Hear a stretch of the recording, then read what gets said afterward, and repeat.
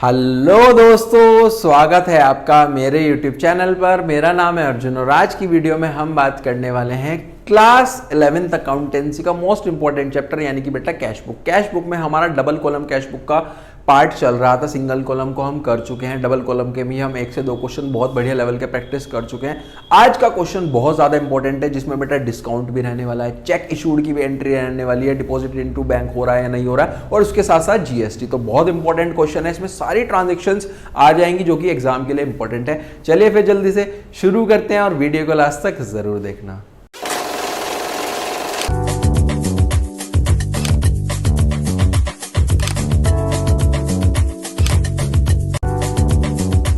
चलो बेटा स्टार्ट करते हैं। देखो क्वेश्चन हमारे पास यहाँ पर गिवन है, आपको कुछ ट्रांजैक्शंस गिवन है जो कि कैश बुक में आपको लिखनी है। कैश बुक में भी कैसे लिखनी है, कैश और बैंक के कॉलम में लिखनी है। तो इसका मतलब यहीं से आपको पता लग गया कि हमें डबल कॉलम कैश बुक यहाँ पर बनानी है। कुछ हमारे पास ट्रांजेक्शंस गिवन है जिसमें सबसे पहला बेटा है लिखा है, सबसे पहली इंपॉर्टेंट चीज है कि 2018, दोनों तरफ हम ईयर लिखेंगे, फिर हम स्टार्ट करेंगे किस मंथ से है। और सबसे पहली है कि आपने बिजनेस शुरू करा है पैसे से, तो यहाँ पे लिखा जाएगा टू कैपिटल अकाउंट के नेम से लिखा जाएगा 1 लाख। सबसे पहले तो साल लिख लेते हैं, 2018 जून है बेटा, है ना।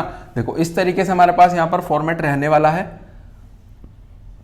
जो हमारे पास फॉर्मेट रहेगा वो इस तरीके से रहेगा बेटा। देखो दोनों तरफ हमें लिखना है, डेबिट और क्रेडिट लिखना होता है। ये हमारा डेबिट वाला साइड हो गया यानी कि इनफ्लो वाला साइड, इधर प्लस होगा, और माइनस यानी कि आउटफ्लो वाला साइड पैसा जाएगा या बैंक का बैलेंस कम होगा तो इधर बढ़ेगा, तो दोनों का इधर। ठीक है, समझ में आ गया। और जो फॉर्मेट रहता है वो date, particulars, voucher number, LF, cash और bank similarly goes with that side. ठीक है, उसी तरीके से हमारे पास पूरा फॉर्मेट चलता है। आगे करें अब इसको बेटा फटाफट से। अब हमें जो स्टार्ट करना है वो इधर है, 2018 साल है तो दोनों तरफ डेट में 2018 आपको लिखना है, और जून आप लिख लो, जून हमारे पास है। यहाँ पे 1 डेट है और यहाँ पे खाली जून। और जो प्लस का बैलेंस हो सकता है वो कैश का हो सकता है, कैश का नेगेटिव नहीं हो सकता, लेकिन बैंक का हो सकता है क्योंकि ओवरड्राफ्ट भी हो सकता है ना। तो सबसे पहले तो टू कैपिटल अकाउंट के नाम से हमें शुरू करना है। टू कैपिटल अकाउंट, पैसा बेटा हमारे पास 1 लाख से हमने बिजनेस शुरू करा है तो यहाँ पे आ जाएगा कैश के नेम से। ठीक है, समझ में आ गया। ये फर्स्ट हो गया। इसके बाद नेक्स्ट पे आओ, second, open a current account. Current account आपने खोला सेंट्रल बैंक में और डिपॉजिट कर दिए 80,000। बैंक में डिपॉजिट करें तो कैश कम हो रहा है, बैंक बढ़ रहा है, यानी कि ये कॉन्ट्रा एंट्री है। कॉन्ट्रा एंट्री वो एंट्री होती है बेटा जो कैश बुक की दोनों साइड को इफेक्ट करती है, तो हमारे पास दोनों तरफ ही आएगा। और एलएफ में सी लिख देते हैं, यानी कि जिससे हमारा कॉन्ट्रा हो जाता है वो, है ना। बैंक में डिपॉजिट करे हैं बेटा हमारे पास 80,000, तो यहां पे लिखेंगे June second to cash account. Bank बढ़ गया हमारा 80,000 से, ठीक है। और यहां पे लिख देंगे हम इसको इस तरीके से सी, इधर भी सी और इधर भी सी लिखेंगे। ठीक है, समझ में आ गया। यहां पर भी हम लिख देंगे सी और इसको आगे करते हैं। देखो सी का मतलब है कि कॉन्ट्रा एंट्री चल रही है। जून बेटा सेकंड है तो इधर आ जाएगा कैश कम हो रहा है और ये आ जाएगा बाय बैंक के नाम से। रिवर्स चलता है बेटा, है ना। देखो कम तो इधर हो रहा है कैश 80,000 से और बैंक इधर बढ़ रहा है, कैश कम हुआ बैंक बढ़ा, लेकिन जब कैश में लिखेंगे तो बैंक के नाम से, बैंक में लिख रहे हैं तो कैश के नाम से। ठीक है, समझ में आ गया। आगे चलें, अभी तक की दोनों हमने लिख लिया है बहुत ही बढ़िया तरीके से। आगे चलते हैं फटाफट से। आगे देखो हमारे पास क्या गिवन है, थर्ड गिवन है, फर्दर कैपिटल इंट्रोड्यूस। कैपिटल लगाई बेटा 50 लाख की, जिसमें से 40,000 deposited into the bank. 40 bank में है तो 10 कैसे होंगे कैश में भाई। ओवरऑल अगर 50 है, 50 में से 40 बैंक में है तो 10 कैसे हैं, 10 बेटा कैश में। तो लिखा जाएगा 3rd तारीख में टू कैपिटल अकाउंट। पैसा आ रहा है ना, तो इधर लिखा जाएगा 3rd तारीख में टू कैपिटल अकाउंट 10,000 और इधर आएगा 40,000। ठीक है, समझ में आ गया। आगे चलें फटाफट से, आगे चलते हैं। आगे हमारे पास है बेटा गुड्स परचेज फॉर 60,000। 60,000 का आपने सामान खरीदा, ये भी 3rd तारीख पे, प्लस उस पे सीजीएसटी भी लग रहा है, एसजीएसटी भी लग रहा है। सीजीएसटी लगता है 6% और एसजीएसटी भी 6% लग रहा है, दोनों 6% लग रहे हैं। देखो सीजीएसटी और एसजीएसटी तब लगता है जो हमारे पास सेम स्टेट में चल रहा होगा, हम सेल और परचेज। और जो इशू करा है cheque and issued a cheque for the same, मतलब ये बैंक के कॉलम में जाएगा। उधर क्रेडिट वाली साइड में बाय परचेजेस के नाम से 60,000, बाय परचेजेस के नाम से यहां पे आ जाएगा बाय परचेजेस के नेम से 60,000। बैंक में आ गए बेटा 60,000 और इसके साथ साथ जीएसटी भी लगेगा। यहां पे आएगा बाय इनपुट CGST 60,000 का 6% हो गया बेटा हमारे पास। 60,000 का अगर हमें 6% निकालना है तो 6 6 36, यानी कि बेटा 3600। ठीक है, 3600 आ गया। और इसी तरीके से 3 तारीख पे बाय इनपुट CGST लग गया और SGST लग गया। ठीक है, ये देखो वाउचर नंबर में मैं थोड़ा सा एडजस्ट करके लिख रहा हूं, लेकिन ऐसा लिखना बेटा अलाउड नहीं है, आपको नहीं लिखना है वरना गलत हो जाएगा। ठीक है, सब चीजें पर्टिकुलर्स में आनी चाहिए। मेरा थोड़ा सा स्पेस कम है, आप नोटबुक में प्रॉपर तरीके से आपको बनाना है सब चीजें। आगे चले बेटा, ये भी हो गया। इसके बाद 4th पे है सोल्ड गुड्स। 40,000 का सामान बेचा। जब बेचोगे तो पैसा इनफ्लो होगा, पैसे का तो इनफ्लो होगा, सामान जा रहा है, कोई दिक्कत नहीं है, क्योंकि ये तो कैश का अकाउंट है ना, तो हमें पैसे को देखना है। 40,000 का सामान बेचा जिसमें भी 6% GST लग रही है, और check received which was deposited immediately into the bank. Bank में तुरंत वो जमा हो गया, तो ये भी बैंक में जाएगा टू सेल्स के नाम से 40,000। जून 4th है बेटा, टू सेल्स के नाम से बैंक में ही लिखा जाएगा 40,000, यहां पे लिखा जाएगा बैंक में 40,000, और इधर आ जाएगा 4 तारीख पे ही लगेगा GST। और सेल्स के साथ, इन परचेज के साथ लगता है इनपुट, सेल्स के साथ लगता है आउटपुट। आउटपुट CGST और आउटपुट SGST। CGST लग गया, SGST हमारे पास लग गया।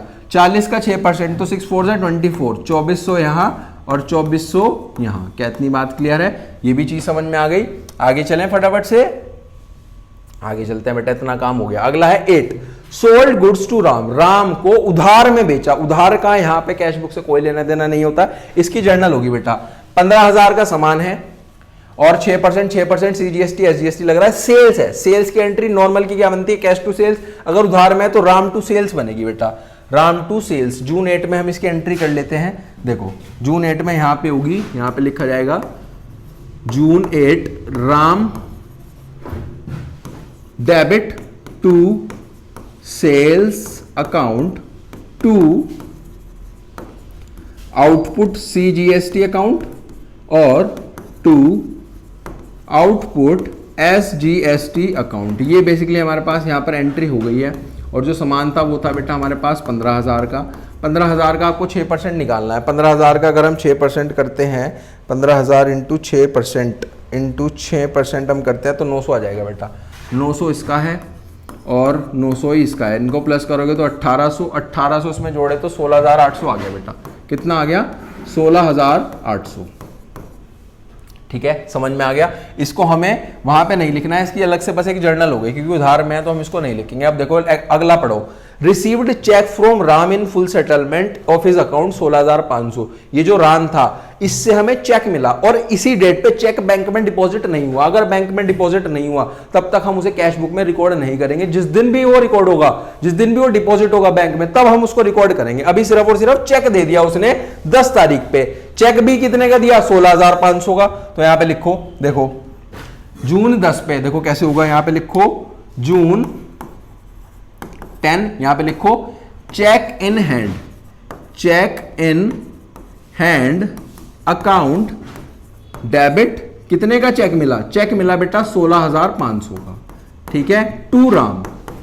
क्या इतनी बात क्लियर है? राम से मिलने कितने थे? राम से लेने थे 16,800, पर उसने दिए कितने? उसने दिए 16,500। क्या कुछ वैल्यू कम हो के हुई? बिल्कुल हुई। डेबिट क्रेडिट के इक्वल करने के लिए 300 रुपए का यहां पे आएगा, और ये आएगा डिस्काउंट अलाउड के नाम से। किस नाम से?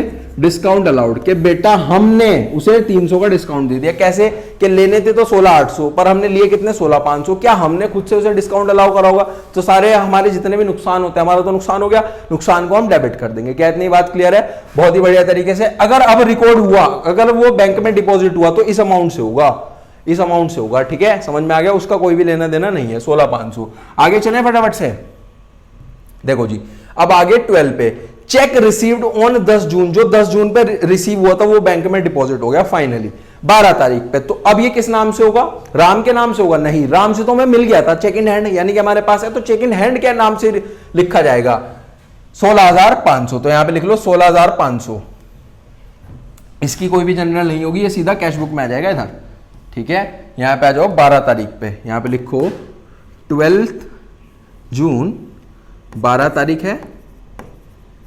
ठीक है, to cheque in hand, cheque in hand के नाम से यहां पे आ जाएगा 16,500। ठीक है, समझ में आ गया,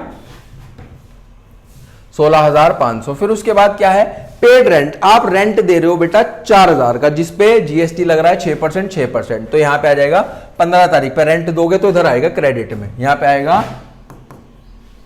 15 तारीख है, बाय रेंट, क्योंकि ये भी मेरा खर्चा हो रहा है 4,000, इधर आ जाओ बेटा 4,000 के नाम से यहां पे आ जाएगा 4,000, और इस पे अब हमारे पास जीएसटी भी लगेगा इसी तारीख पे, यहां पे लगेगा by input CGST, by input SGST. ठीक है, ये लग गया, इसका 6% निकाल लो, 6 4 जा 24, 2400 और 2400। ठीक है, समझ में आ गया, 2400 लग रहा है। अब इसी के बाद आगे देखो, आगे हमारे पास क्या गिवन है, आगे हमारे पास गिवन है बेटा पेड कमीशन, आप कमीशन दे रहे हो, चेक से दे रहे हो। ठीक है, ये बैंक में क्यों गया था, क्योंकि 4,000 है और ये भी चेक से हो रहा है। ठीक है, इसलिए हमने उसमें लिख दिया। आगे देखो, कमीशन दे रहे हो बेटा, आप दे रहे हो 11,200 का, जिसमें जीएसटी ऑलरेडी इंक्लूड है। अब आपको जीएसटी यहां से अलग करना है। देखो 11,200 है, कैसे होगा, 11,200 है ना, यहां पे करते हैं। देखो बेटा 11 कमीशन है हमारे पास, कमीशन है जिसमें already CGST plus SGST included है, जिसका वैल्यू 11,200 है। ठीक है, अब आपको अगर मैं कहूं कि आपको कमीशन का वैल्यू पता करना है, ये हम 6% दे रहे हैं, इसमें ये हमने 6% जोड़ा हुआ, तो कैसे निकालोगे, देखो लिखो 11,200 इंटू 100 डिवाइड बाय 112, 106 तो इसका, 6 इसका, 6 इसका, तो 112 हो गया। इसको जब आप कट करोगे तो आ जाएगा 1, और ये आ गया पूरा 10,000, यानी कि 10,000 का हमारा कमीशन है, प्लस 10,000 और 11,200 को देखो तो 1,200 आ गया। 1,200 हमारा क्या है बेटा, सीजीएसटी और एसजीएसटी, ये हमारे पास 1,200 का। अगर इसे हाफ हाफ कर दोगे यानी कि 600 सीजीएसटी है और 600 हमारे पास एसजीएसटी है, तो 10,000 का कमीशन है। ठीक है, यहां पे लिखोगे। अब फटाफट से आ जाओ, जो तारीख है वो भी चेक कर लेते हैं। तारीख हमारे पास क्या गिवन है, तारीख बेटा गिवन है 16, तो यहां पे लिखो हमारे पास 16 डेट बाय कमीशन अकाउंट, 10,000 बेटा ये आ गया 16 तारीख पे ही इधर और 16 तारीख पे इधर, ये आएगा by input CGST by input SGST. ठीक है, और यहां पे आएगा हमारे पास 600 और यहां पे आएगा हमारे पास 600। क्या इतनी बात क्लियर है, समझ में आ गया। ठीक है, आगे चलें, आगे चलते हैं बेटा। आगे हमारे पास है withdrew cheque for personal use, आपने चेक निकाला है पर्सनल यूज के लिए 2,000 का, 2,000 का आपने चेक निकाला, तो किस नाम से आ जाएगा, 18 तारीख में आ जाएगा बाय ड्रॉइंग्स के नाम से। यहां पे आएगा 18 तारीख में, 18 तारीख में आ जाएगा बाय ड्रॉइंग्स के नाम से। ठीक है, और ये था हमारे पास, कितना था इसका वैल्यू, इसका जो वैल्यू है वो है बेटा हमारे पास यहां पर 2,000 का, कितना है, 2,000 का है। ठीक है, समझ में आ गया। इसके बाद आगे चलो, आगे हमारे पास बेटा क्या गिवन है, withdrew from bank for office use, आपने ऑफिस यूज के लिए बैंक से पैसा विड्रू करा, बैंक से पैसा निकाला, तो ये क्या अगेन कॉन्ट्रा एंट्री है, बिल्कुल बेटा कॉन्ट्रा एंट्री है कि हमारे पास पैसा आ गया और बैंक का बैलेंस कम हो गया, यानी कि बैंक तो कम हो जाएगा और इधर बढ़ जाएगा। बैंक कम होगा बेटा 10,000 से 25 तारीख पे, तो यहां पे लिख रहा हूं मैं 25 तारीख पे बाय कैश के नेम से, क्योंकि बैंक कम हो रहा है हमारा 10,000 से। ठीक है, और यहां पे ब्रैकेट में आप लिख दोगे, कॉन्ट्रा भी लिखेंगे ब्रैकेट में, यानी कि एलएफ में लिख देंगे, और इधर आ जाएगा कैश बढ़ रहा है, यानी कि जो तारीख होगी वो होगी बेटा हमारे पास 25, और टू आ जाएगा बैंक के नाम से, टू बैंक अकाउंट, और कैश है हमारे पास यहां पर 10,000 का कैश बढ़ गया। ठीक है, और यहां पे सी लिख दिया जाएगा दोनों तरफ ही, एलएफ में इधर भी और इधर भी। ठीक है, समझ गए। इसको थोड़ा सा एक्सटेंड कर ले नीचे, क्योंकि बेटा यहाँ पे स्पेस थोड़ा सा कम रह गया हमारे पास, है ना, थोड़ा सा एक्सटेंड कर लेते हैं इसको नीचे की तरफ। इतने आप टोटल भी कर सकते हो, चेक भी कर सकते हो, क्वेश्चन आपके पास है। नेक्स्ट एंट्री कर लो फटाफट से, 1 मिनट लगेगा बस, हो गया बेटा। ठीक। ठीक है, चलो ये थोड़ा सा एक्सटेंड हो गया क्योंकि हमारे पास स्पेस कम रह गया था। आगे चलें, ये यहां तक का काम हो गया 10,000। Received a cheque from X, देखो दो चीज है यहां तक 25 तारीख पे क्या लिखा है कि एक्स से हमें एक चेक मिला और उसी के बाद 29 जून पे वो 6,000 का चेक हमने वाई को एंडोर्स कर दिया, तो इसकी तो जर्नल होगी क्योंकि ये तो डिपॉजिट होने की बात ही नहीं हो रही। पहले की क्या है, पहले की एंट्री होगी cheque in hand account debit to X, 25 तारीख पे cheque in hand account debit to X. तो यहां पे आ जाओ, यहां पे कर रहा हूं मैं एंट्री, पहली एंट्री क्या बनेगी 25 थे जून, 25 पे होगी cheque in hand account debit to X 6,000 और 6,000। दूसरा जून 29 पे ये वाई को एंड्रोस्ड हो गया, तो एंट्री बनी Y debit to cheque in hand account, ठीक है, वाई को एंड्रोस्ड हो गया ना क्योंकि ये 6,000 और 6,000 डिपॉजिट हुआ ही नहीं तो कैश बुक में जाएगा ही नहीं। ये हमारे पास दो एंट्री बनी है इसकी फटाफट से, ठीक है। आगे चले बेटा, आगे चलते हैं फटाफट से। देखो हमारे पास ये भी हो गया लास्ट। 30 तारीख को आपने सैलरी दी 8,000 की, 30 तारीख को आपने सैलरी दी बाय, ये आ जाएगा सैलरी के नाम से, हमने सैलरी दी है बेटा 8,000 की, हमने सैलरी दी है, कैश में दी है ना, क्योंकि बैंक का उसमें लिखा नहीं गया था, सिर्फ और सिर्फ कैश में लिखा गया था, कुछ भी नहीं लिखा गया था, तो सिर्फ हमने सैलरी के नाम से लिख दिया। अब बेटा हमें टोटल करना है, बिल्कुल इसका फटाफट से टोटल कर लेते हैं, और टोटल करने के साथ साथ थोड़ा सा इसको यहाँ पे इस तरीके से करके अब इसका टोटल करेंगे, है ना। अब यहाँ पे ना देखो इसमें एक चीज और भी है कि जो रेंट है बेटा, ये हमने दिया था रेंट था कितने का, रेंट हमारे पास था बेटा ये रहा, रेंट था 4,000 का हमें 6% निकालना है, तो 4,000 का अगर हम 6% करते हैं तो ये बेटा बेसिकली हो जाता है हमारे पास 240। तो यहाँ पे 240 हमें करना होगा, ठीक है। यहाँ पे हम कर लेते हैं 240 है और ये भी 240 है, ठीक है। तो ये 240 है, इसको सही से लिख लेते हैं हम, 240 और 240। अब इसका टोटल करेंगे फटाफट से, ठीक है ना। इधर का टोटल करेंगे, फिर वही टोटल हमें इधर लिखना है और हमें बैलेंस निकालना है। देखो जी फटाफट से यहाँ से करते हैं। देखो इधर का टोटल करोगे तो ये तो सिंपल है बेटा, 1,20,000 आ रहा है, तो यहाँ पे आप लिखो, इधर का टोटल करोगे वो लिखा जाएगा यहाँ पर, ठीक है। और वही टोटल हमारे पास यहाँ पर लिख करके हम बैलेंस निकालेंगे। देखो इधर का जो आ रहा है वो आ रहा है बेटा 1,20,000। कितना आ रहा है, 1,20,000 हमारे पास आ रहा है। 1,20 में से आपको 88 माइनस करने हैं। देखो जी कैसे, अब आप लिख कर भी कर सकते हो आप इधर, है ना। देखो इधर लिख कर भी कर सकते हो कि सिर्फ और सिर्फ मैं पहले कैश की बात कर रहा हूँ। डेबिट का आ रहा है बेटा 1,20,000, क्रेडिट का आ रहा है 88,000। इसमें से अगर आपने माइनस करा तो ये आ जाएगा 32,000। कितना आ जाएगा, 32,000। तो देखो अब आपको यहाँ लिखना है 32,000। कैसे लिखोगे, फटाफट से लिख लो। देखो यहाँ पे लिखो, यहाँ पे आ जाएगा 30 तारीख पे आएगा by balance CD, carried down है, ये हमारे पास है 32,000, ठीक है, समझ में आ गया। और जो टोटल है वो दोनों तरफ ही हमारा चल रहा है 1,20,000, यहाँ पर भी 1,20,000 और यहाँ पर भी 1,20,000। अब दूसरे वाले का इसी तरीके से टोटल कर लो।